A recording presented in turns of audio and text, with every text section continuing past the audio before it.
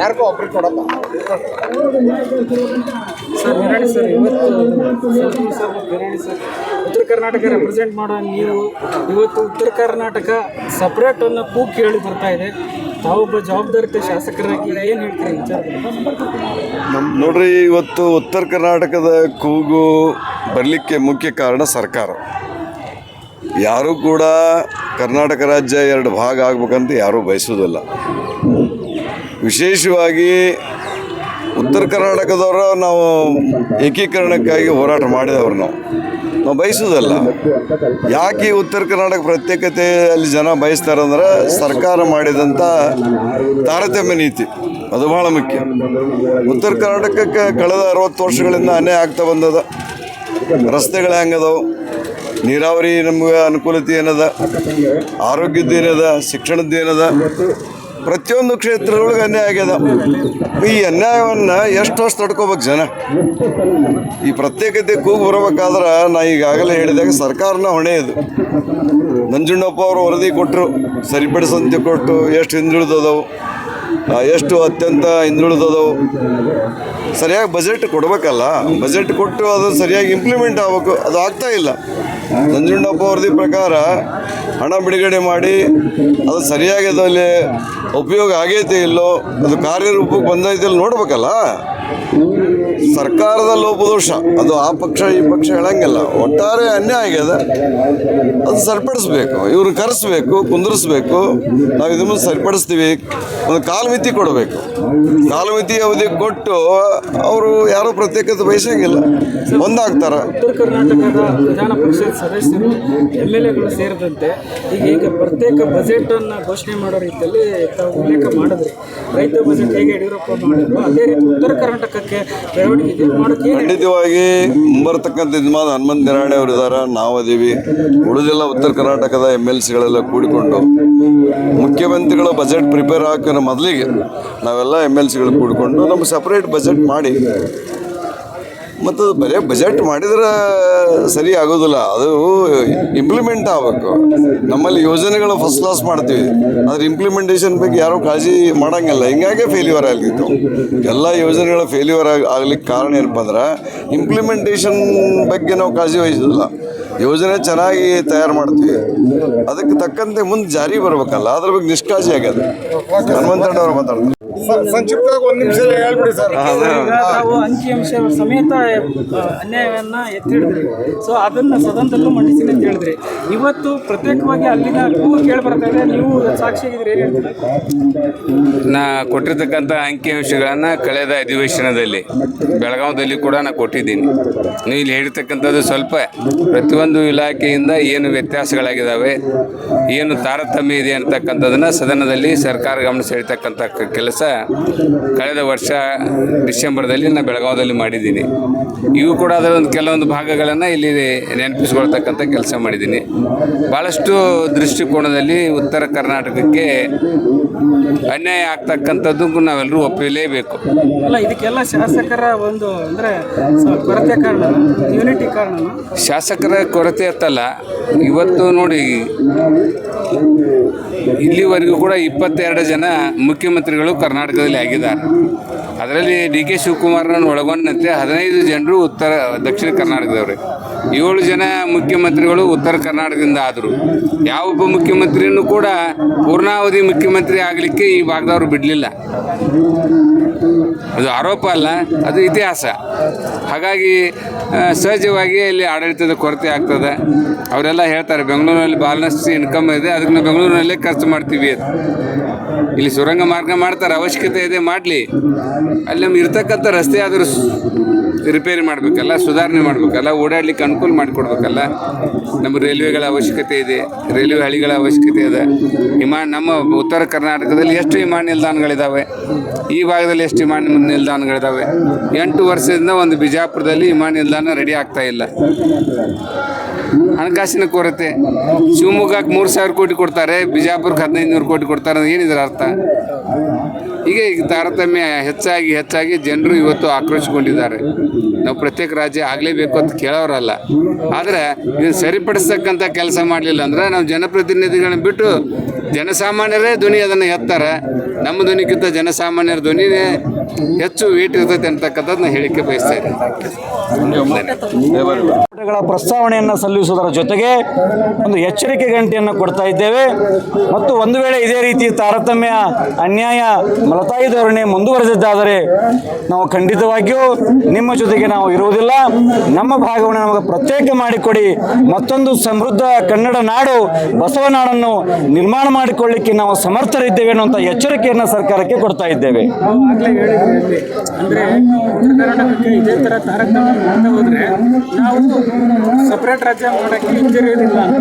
But ಇವತ್ತು ನೋಡಿದ್ರೆ ಜನಪ್ರತಿನಿಧಿಗಳು ಯಾರು ಬರೋದಿಲ್ಲ. ಇಬ್ಬರು ವಿಧಾನ ಪರಿಷತ್ ಸದಸ್ಯರು, ಎಷ್ಟು ಜನ ಜನಪ್ರತಿನಿಧಿ ಶಾಸಕರು, ಸಚಿವರು ಅವರೆಲ್ಲ ಈ ಎಲ್ಲ ಕಾರಣಗಳಿಗಾಗಿ ಈ ರಾಜಕೀಯ ತಾತ್ಸಾರ, ರಾಜಕೀಯ ತಾರತಮ್ಯ, ರಾಜಕೀಯ ಅಧಿಕಾರದಿಂದ ನಾವು ದೂರ ಇರುವುದಂಥದ್ದೇ ನಮ್ಮ ಉತ್ತರ ಕರ್ನಾಟಕದ ಅಭಿವೃದ್ಧಿಗೆ ಹಿನ್ನಡೆಯಾಗಿದೆ.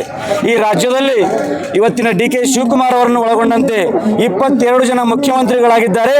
ಉತ್ತರ ಕರ್ನಾಟಕ ಭಾಗದಲ್ಲಿ ಕೇವಲ 7 ಜನ ಮುಖ್ಯಮಂತ್ರಿಗಳಾಗಿದ್ದಾರೆ. ಆ 7 ಜನ ಮುಖ್ಯಮಂತ್ರಿಗಳಲ್ಲಿ ಯಾರೊಬ್ಬರಿಗೂ ಕೂಡ ಪೂರ್ಣಾವಧಿ ಮಾಡಲಿಕ್ಕೆ ಅವಕಾಶ ಸಿಕ್ಕಿಲ್ಲ. ಹೀಗಾಗಿ ನಮ್ಮ ಉತ್ತರ ಕರ್ನಾಟಕ ಅಭಿವೃದ್ಧಿಯಿಂದ ಬಹಳಷ್ಟು ಹಿಂದೆ ಉಳಿದಿದೆ ಅನ್ನುವಂಥದ್ದು. ಮತ್ತೊಂದು ತೆಲಂಗಾಣ ಆಗೋ ಚಾನ್ಸಸ್ ಏನಾದ್ರು ಇದೆಯಾ? ಆಂಧ್ರದಿಂದ ಹೊಡೆದು ತೆಲಂಗಾಣ ರಾಜ್ಯ ಇದ್ದಿಲ್ಲ, ಆ ರೀತಿ ಹೋರಾಟಗಳನ್ನು ಮಾಡೋ ಚಾನ್ಸಸ್ ಇದೆ. ಈ ಕರ್ನಾಟಕ ಏಕೀಕರಣಕ್ಕೆ ಹೋರಾಟ ಮಾಡಿದವರು ನಾವು, ತ್ಯಾಗ ಬಲಿದಾನ ಮಾಡಿದವರು ನಾವು, ಕನ್ನಡ ಭಾಷೆಯನ್ನು ಉಳಿಸಿ ಬೆಳೆಸಿದವರು ನಾವು. ಒಂದು ವೇಳೆ ಅವಶ್ಯ ಬಿದ್ದರೆ ನಾವು ಮತ್ತೊಂದು ತ್ಯಾಗಕ್ಕೂ ಕೂಡ ಸಿದ್ಧರಾಗ್ತೇವೆ.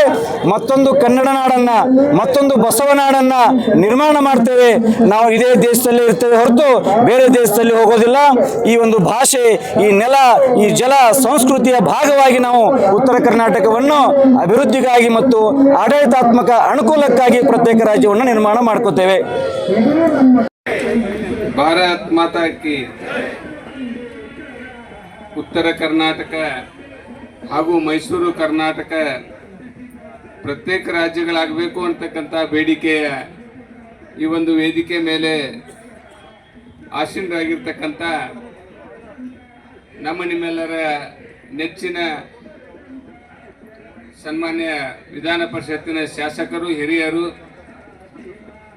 35 ವರ್ಷಗಳ ಕಾಲ ಪ್ರಾಧ್ಯಾಪಕರಾಗಿ ಸೇವೆಯನ್ನು ಮಾಡಿ ಶಿಕ್ಷಣ ಕ್ಷೇತ್ರಕ್ಕೆ ತಮ್ಮನ್ನೇ ತಾವು ಮುಡುಪಾಗಿಟ್ಟುಕೊಂಡಿರ್ತಕ್ಕಂಥ ಸಹೋದರ ಶಾಸಕರಾಗಿರ್ತಕ್ಕಂಥ ಎಸ್.ವಿ. ಸಂಕನೂರ್ ಸರ್ ಅವರೇ, ವೇದಿಕೆ ಮೇಲೆ ಆಸೀನರಾಗಿರ್ತಕ್ಕಂಥ ಹಿರಿಯರು, ಹೋರಾಟಗಾರರು, ಈ ಒಂದು ಉತ್ತರ ಕರ್ನಾಟಕ ಹೋರಾಟ ಸಮಿತಿಯ ಅಧ್ಯಕ್ಷರು ಆಗಿರ್ತಕ್ಕಂಥ ಹಿರಿಯರಾದ ಭೀಮಪ್ಪಣ್ಣ ಗಾಡದರವರೇ, ಹಾಗೆ ಮೈಸೂರು ಕರ್ನಾಟಕ ರಾಜ್ಯದ ಪ್ರತ್ಯೇಕ ರಾಜ್ಯದ ಹೋರಾಟದ ನೇತೃತ್ವವನ್ನು ತೆಗೆದುಕೊಂಡು ಅಧ್ಯಕ್ಷರಾಗಿರ್ತಕ್ಕಂಥ ಹಿರಿಯರಾದ ಮರಿಮಲ್ಲಯ್ಯನವರವರೇ ಹಾಗೂ ಕಾರ್ಯದರ್ಶಿಗಳಾಗಿ ಉತ್ತರ ಕರ್ನಾಟಕ ಪ್ರತ್ಯೇಕ ಆಗಬೇಕು ಅಂತಕ್ಕಂಥ ನಿಟ್ಟಿನಲ್ಲಿ ತನ್ನ ಮನೆ, ಮಠ, ಸಂಸಾರ, ಬಂಧು ಬಾಂಧವರನ್ನು ಬಿಟ್ಟು ಹೋರಾಟಕ್ಕೆ ಅಣಿಯಾಗಿ ನಿಂತಿರ್ತಕ್ಕಂಥ ನನ್ನ ಆತ್ಮೀಯ ಸ್ನೇಹಿತ ಹಾಗೂ ಬಹಳಷ್ಟು ನನ್ನ ನಿಕಟವರ್ತಿಗಳು ಕೂಡ ಆಗಿರ್ತಕ್ಕಂಥ ನಾಗೇಶ್ ಗೋಲ್ಶೆಟ್ಟಿ ಅವರೇ, ಆತ್ಮೀಯ ಸಹೋದರ ನ್ಯಾಯವಾದಿಗಳಾಗಿರ್ತಕ್ಕಂಥ ಹೋರಾಟಗಾರರು ಆಗಿರ್ತಕ್ಕಂಥ ಪವಾಡ್ ಶೆಟ್ಟಿ ವಕೀಲರವರೇ, ಕಾರ್ಯಕ್ರಮದ ನಿರೂಪಣೆಯನ್ನು ಮಾಡ್ತಕ್ಕಂಥ ಸಂದರ್ಭದಲ್ಲಿ ಬಹಳಷ್ಟು ವಿಚಾರಗಳನ್ನ ಹಂಚಿಕೊಂಡಿರ್ತಕ್ಕಂಥ ಶ್ರೀಶೈಲ್ ಸೊನ್ನದ್ರವರೇ, ನಿವೃತ್ತ ಶಿಕ್ಷಕರು, ಚಿತ್ರಕಲಾ ಶಿಕ್ಷಕರ ಸಂಘದ ರಾಜ್ಯಾಧ್ಯಕ್ಷರಾಗಿ ಉತ್ತರ ಕರ್ನಾಟಕದ ಬೆಂಗಳೂರಿನಲ್ಲಿರ್ತಕ್ಕಂಥ ಜನರ ಒಂದು ಸಂಘಟನೆಯನ್ನು ಮಾಡಿ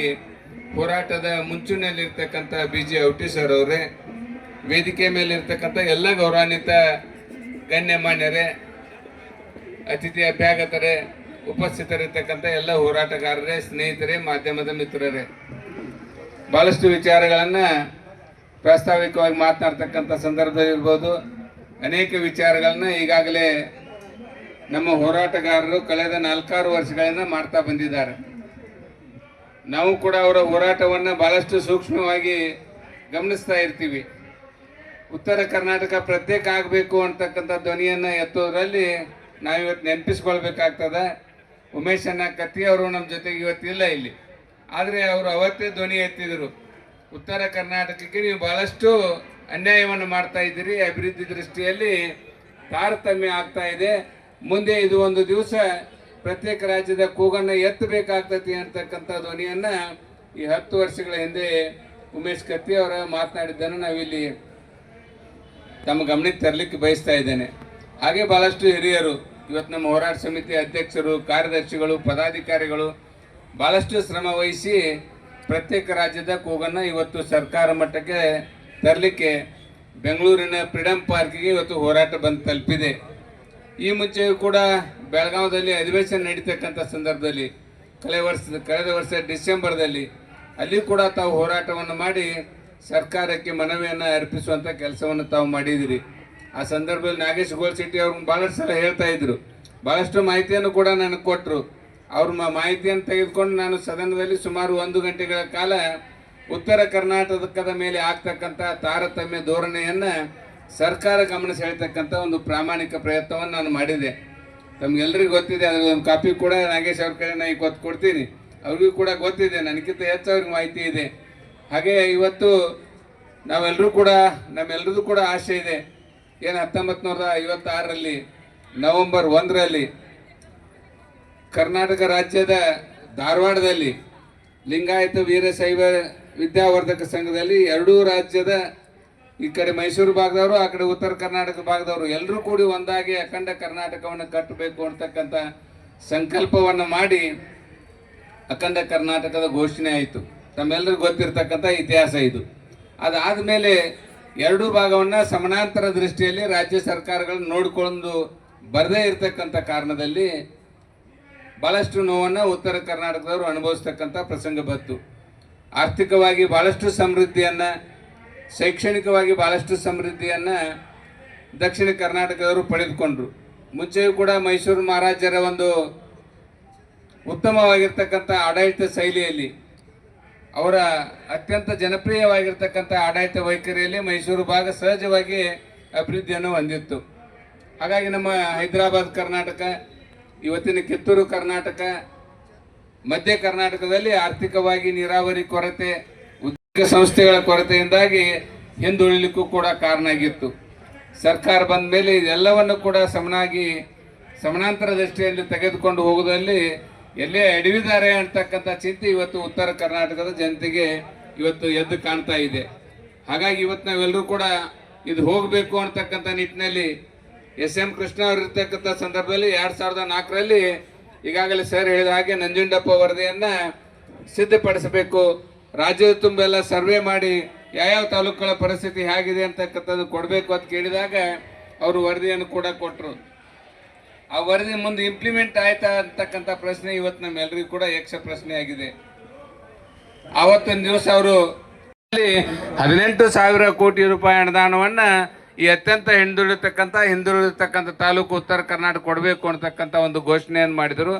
ಆದರೆ ಇಲ್ಲಿವರೆಗೂ ಖರ್ಚಾಗಿದ್ದು ಎಷ್ಟಪ್ಪ ಅಂತಂದ್ರೆ ನಮಗೆ ಖರ್ಚು ಮಾಡಬೇಕಾಗಿತ್ತು, ಮಾಡಲಿಲ್ಲ. ಹೀಗಾಗಿ ಅಲ್ಲಿಯೂ ಕೂಡ ತಾರತಮ್ಯ ಧೋರಣೆಯನ್ನು ನಾವು ಕರ್ನಾಟಕದಲ್ಲಿ ಕಾಣ್ತಕ್ಕಂಥ ಕೆಲಸ ಆಗಿದೆ. ನಿಮಗೆಲ್ಲ ಗೊತ್ತಿರ್ಬೋದು, ನೀರಾವರಿ ಯೋಜನೆಗಳ ಬಗ್ಗೆ ನಾವೆಲ್ಲರೂ ಕೂಡ ಭಾಳಷ್ಟು ಮಾತನಾಡ್ತೀವಿ. ಉತ್ತರ ಕರ್ನಾಟಕ ಅಭಿವೃದ್ಧಿ ಆಗಬೇಕಾದ್ರೆ ಅಲ್ಲಿ ಆರ್ಥಿಕ ಸಮೃದ್ಧಿ ಆಗಬೇಕು, ಆರ್ಥಿಕ ಚೈತನ್ಯವನ್ನು ತುಂಬತಕ್ಕಂಥದ್ದಾಗಬೇಕು. ನಮ್ಮ ರೈತರು ಹಸನ್ಮುಖಿಯಾಗಿ ಬದುಕುವಂಥ ಕೆಲಸ ಕಾರ್ಯಗಳಾಗಬೇಕು. ರೈತರು ಅದಾಗಬೇಕಂದ್ರೆ ಏನು ಅಪೇಕ್ಷೆ ಮಾಡ್ತಾರೆ? ನೀರಾವರಿಯನ್ನು ಅಪೇಕ್ಷೆ ಮಾಡ್ತಾರೆ. ನೀರಾವರಿ ಉತ್ತರ ಕರ್ನಾಟಕದ ಜೀವನಾಡಿಯಾಗಿರ್ತಕ್ಕಂಥ ಕೃಷ್ಣಾ ನದಿ, ಈ ಭಾಗದಲ್ಲಿ ಕಾವೇರಿ ನದಿ,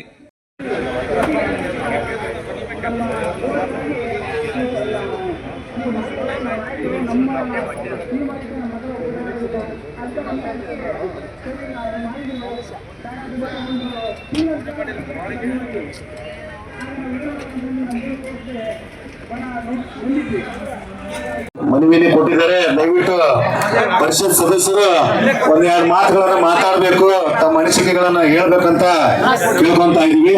ವೇದಿಕೆ ಮೇಲೆ ಬನ್ನಿ ಸರ್, ದಯವಿಟ್ಟು ಈಸಿ ಆಗ್ಲಿ ಸರ್. ಒಂದ್ ನಿಮಿಷ ವೇದಿಕೆ ಮೇಲೆ ಬರ್ತಾರೆ, ಮಾತಾಡ್ತಾರೆ. ದಯವಿಟ್ಟು ಎಲ್ಲ ಕೂತ್ಕೊಳ್ಳಿ.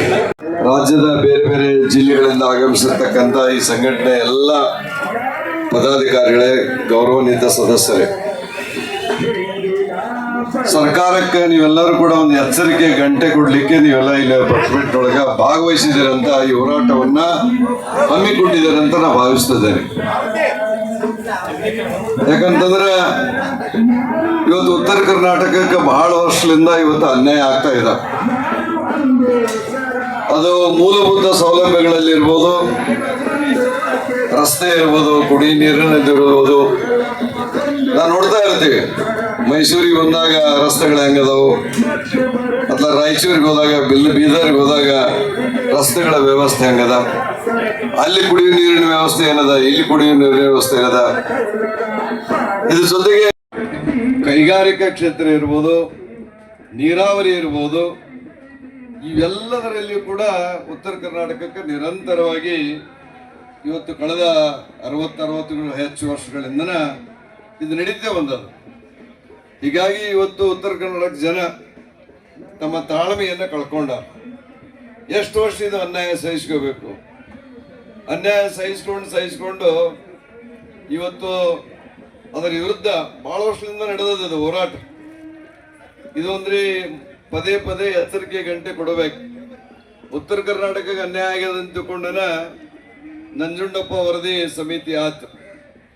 ನಂಜುಂಡಪ್ಪ ವರದಿ ಯಾವ ರೀತಿ ಅನ್ಯಾಯ ಆಗ್ಯದ, ಯಾವ್ಯಾವ ಕ್ಷೇತ್ರದೊಳಗೆ ಅನ್ಯಾಯ ಆಗ್ಯದ, ಯಾವ ಪ್ರಮಾಣದಲ್ಲಿ ಅನ್ಯಾಯ ಆಗ್ಯದ ಅನ್ನೋದ್ರ ಬಗ್ಗೆ ವರದಿ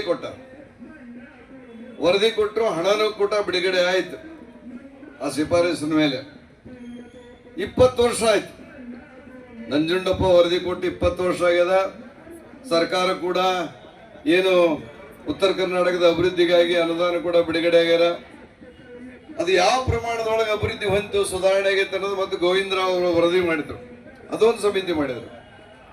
ಆ ಸಮಿತಿಯೊಳಗೆ ಕೂಡ ಸುಧಾರಣೆ ಅನ್ನೋದು ಸರಿಯಾಗಿ ಯಾವ ಪ್ರಮಾಣದೊಳಗೆ ಆಗಬೇಕಾಗಿತ್ತು ಅದು ಆಗಿಲ್ಲ. ಹೀಗಾಗಿ ಜನ ಇವತ್ತು ಬೇಸತ್ತು ಮೈಸೂರದ್ದು ಒಂದು ಬೇರೆಣ್ಣ ರಾಜ್ಯ ಮಾಡ್ರಿ, ಉತ್ತರ ಕರ್ನಾಟಕ ಒಂದು ಬೇರೆಣ್ಣ ರಾಜ್ಯ ಅಂತ ತಿಳ್ಕೊಂಡು ನನಗನ್ಸೋ ಮಟ್ಟಿಗೆ ಇದೊಂದು ಅನಿವಾರ್ಯ ಪ್ರಸಂಗ ಇವತ್ತು ಆಗ್ಯದನ್ನ ವಿಚಾರದೊಳಗೆ ನೀವೆಲ್ಲ ಹೋರಾಟವನ್ನು ಮಾಡ್ತಿದ್ದೀರಿ. ನಾ ಈ ಸಂದರ್ಭದೊಳಗೆ ಮಾನ್ಯ ಮುಖ್ಯಮಂತ್ರಿಗಳಾಗಿರ್ತಕ್ಕಂಥ DK ಶಿವಕುಮಾರ್ ಇದನ್ನು ಗಂಭೀರವಾಗಿ ತೆಗೆದುಕೊಳ್ಳಬೇಕು. ಅವ್ರದ್ದು 2 ವರ್ಷ ಅವಧಿ ಇದ್ರು ಕೂಡ, 1 ವರ್ಷ 8 ತಿಂಗಳ ಅವಧಿ ಇದ್ರು ಕೂಡ, ಈ ಅವಧಿಯೊಳಗೆ ಇವರೆಲ್ಲರನ್ನು ಕರೆಸಿ ಇದನ್ನು ಸರಿಪಡಿಸ್ತಕ್ಕಂಥ, ಇವರಿಗೆಲ್ಲರಿಗೂ ನ್ಯಾಯ ಸಿಗಿಸ್ತಕ್ಕಂಥ ಒಂದು ಕೆಲಸ ಅವರು ಮಾಡಬೇಕಂತ ತಿಳ್ಕೊಂಡು ಆ ಕಳಕಳಿಯ ವಿನಂತಿಯನ್ನ ಈ ವೇದಿಕೆಯ ಮೂಲಕ ಮುಖ್ಯಮಂತ್ರಿಗಳಿಗೆ ನಾವು ಮನವಿಯನ್ನ ಸಲ್ಲಿಸಲಿಕ್ಕೆ ಬಯಸ್ತೇವೆ. Thank you.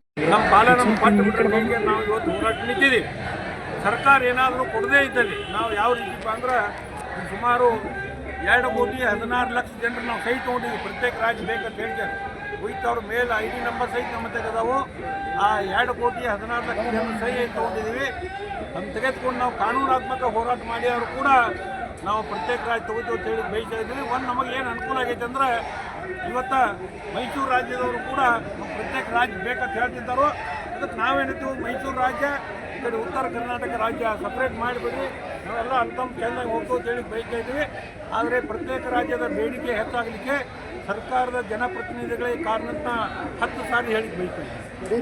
ಈಗ ನಮ್ಮದು ಭೌಗೋಳಿಕವಾಗಿ ಹೋಗ್ತದೆ 15 ಜಿಲ್ಲೆಗಳು ಬರ್ತವೆ. ಭೌಗೋಳಿಕ ಆದಾಯದ ದೃಷ್ಟಿಯಿಂದ ನೋಡಿದರೆ ನೀವೇನೇನೂ ಇಲ್ಲ. ಇಡೀ ರಾಜ್ಯದ ಬೊಕ್ಕಸಕ್ಕೆ ಆದಾಯ 68% ಜನರೇಟ್ ಆಗ್ತಾ ಇರೋದು ಒಳ ಮೈಸೂರಿನಿಂದ, ಎಸ್ಪೆಷಲಿ ಬೆಂಗಳೂರಿನಿಂದ. ನೀವು ಹೆಂಗೆ ರೆವಿನ್ಯೂ ಜನರೇಟ್ ಮಾಡ್ಕೊಳ್ತೀರಿ? ಇದಾವೆ, ನೀರಾವರಿ ಇದೆ, ಎಲ್ಲವೂ ಇದೆ. ಹೆಂಗೆ ಆದಾಯ ಹೆಂಗಿದೆ? ತಾರತಮ್ಯ ಆದಾಯ ಇರಲಿ. ಇವತ್ತು ತಾರತಮ್ಯ ಏನಾಗಿದೆ ಅಂದ್ರೆ, ಒಂದು ಉದಾಹರಣೆ ಹೇಳಿ ಬಯಸ್ತಾ ಇದ್ದೀವಿ. ಇಲ್ಲಿ ನೀರಾವರಿಗೆ ಅಥವಾ ಸರ್ಕಾರಿ ಕೆಲಸಗಳು ಜಮೀನುಗಳನ್ನ ಅಕ್ವೈಷನ್ ಸರ್ಕಾರ ಮಾಡಿದ್ರೆ 2,50,00,000 ರೂಪಾಯಿ ಪರಿಹಾರ ಇಲ್ಲಿ ಕೊಡ್ತಾರೋ. ನಮ್ಮ ಅಪರ ಕೃಷ್ಣಾದಲ್ಲಿ ಬರೀ 30 ಲಕ್ಷ ರೂಪಾಯಿ ಕೊಡ್ತಾರೆ. ತಾರತಮ್ಯ ಎಂಥದ್ದು ಇದು? ಅದಲ್ಲದೆ ಉತ್ತರ ಕರ್ನಾಟಕದ ನೀರಾವರಿ ಯೋಜನೆಗಳಿಗೆ ಹಣ ಕೊಡ್ತಾ ಇಲ್ಲ. ಇವರೆಲ್ಲ ಎಲ್ಲ ತಂದು ಇಲ್ಲೇ ಬಳದು ಹಾಕೊಂಡು ಇಲ್ಲೇ ಮಾಡಾಕ್ತಾರೋ. ಅದಕ್ಕೆ ನಾವು ಪ್ರತ್ಯೇಕವಾಗಿ ಆದಾಯದ ಅಭಿವೃದ್ಧಿ ಆಗ್ತತಿ. ಒಂದೇನಪ್ಪ, ಚಿಕ್ಕ ರಾಜ್ಯ ಚೊಕ್ಕ ರಾಜ್ಯ. ಇವತ್ತು ಗ್ರಾಮ ಪಂಚಾಯತ್ಗಳನ್ನ ಇವರ ಇದನ್ನು ಮಾಡಿದ್ರು, ವಿಭಾಗ ಮಾಡಿದ್ರು, ಜಿಲ್ಲಾ ಪಂಚಾಯತಿ ಕ್ಷೇತ್ರ ಹೊಡೆದ್ರು, ರಾಜ್ಯ ಹೊಡೆದ್ರು. ಏನಾಗೋದು? ಏನು ಕಿತ್ಕೊಂಡು ನಾವು ಪಾಕಿಸ್ತಾನದಾಗ ಹೋಗೋದು? ಕರ್ನಾಟಕದಾಗ ಇರ್ತೀವಿ, ಎಲ್ಲ ಅಣ್ತಂಬರಾಗಿರ್ತೀವಿ. ನಾವು ಅಭಿವೃದ್ಧಿ ಆಗ್ಬೇಕಾದ್ರೆ ಪ್ರತ್ಯೇಕ ರಾಜ್ಯ ಆದ್ರೆ ಮಾತ್ರ ಅಭಿವೃದ್ಧಿ ಸಾಧ್ಯ. ಮಾತಾಡ್ತಾ ಇದ್ದೀನಿ, ನಾನು ಮಾತಾಡ್ತಾ ಇರೋದು ಹೌದು. ಭೌಗೋಳಿಕವಾಗಿ ನೀವು ಸಮೃದ್ಧವಾಗಿದ್ದೀರಾ, ಭೂಭಾಗ ಜಾಸ್ತಿ ಇದೆ. ಕರ್ನಾಟಕ ರಾಜ್ಯದ ಆದಾಯದಲ್ಲಿ 68% ಮೈಸೂರ್ದಿದೆ. ಸರಿ ನೋಡಿ, ಆದ್ರೆ ಅದು ಯಾರಿಂದ?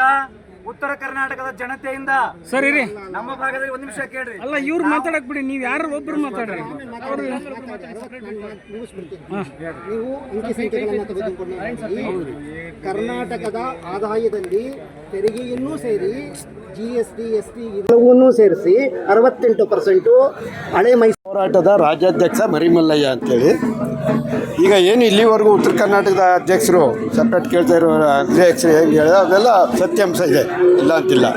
ತಾವು ಹೇಳಿದ್ರಿ ಈಗ ಇನ್ನೊಂದು ಪ್ರಶ್ನೆ ಹಾಕಿದ್ರಲ್ಲ, ಬಲಿದಾನ ಆಗಿದೆ ಅದಾಗಿದೆ ಅಂತೇಳಿ. ಆವತ್ತಿನ ಪರಿಸ್ಥಿತಿ ಕಾಲಘಟ್ಟನೇ ಬೇರೆ, ಬಟ್ ಈಗಿನ ಕಾಲಘಟ್ಟನೇ ಬೇರೆ. ಈಗ ಒಂದು ನಗರ, ಬೆಂಗಳೂರು ನಗರ ಅಂತದನ್ನೇ 5 ಭಾಗ ಮಾಡಿದ್ರು. ಯಾವ ಕಾರಣದಿಂದ? ಆಡಳಿತಾತ್ಮಕವಾಗಿ ನಾವು ನಿಭಾಯಿಸೋಕ್ಕಾಗಲ್ಲ ಅಂತ 5 ಭಾಗ ಮಾಡಿದರೆ ತಮಗೆಲ್ಲ ಗೊತ್ತಿರೋ ವಿಷಯ. ಆದ್ರಿಂದ ಮೇಲೆ ಅಖಂಡ ಕರ್ನಾಟಕನ ಒಬ್ಬ CM ಮಾಡೋಕ್ಕಾಗುತ್ತೆ, ಅಖಂಡ ಕರ್ನಾಟಕ ಯಾಕೆ ಥರ ಮಾಡೋಕ್ಕಾಗುತ್ತೆ? ಸೊ ಅದರಿಂದ ಅದು ಒಂದು ಭಾಗ ಆದ ಕ್ಷಣಕ್ಕೆ ಆಡಳಿತಾತ್ಮಕ ಅಭಿವೃದ್ಧಿ ದೃಷ್ಟಿಯಿಂದ ಸರ್ವತೋಮುಖ ಅಭಿವೃದ್ಧಿಗೋಸ್ಕರ ಮಾಡ್ತಾ ಇದ್ದಾರೆ ಹೊರತು ಅವರು ಅದೇ ಮಾಡ್ತಾ ಇದ್ದಾರೆ, ನಾವು ಅದೇ ಮಾಡ್ತಾ ಇದ್ದೀವಿ.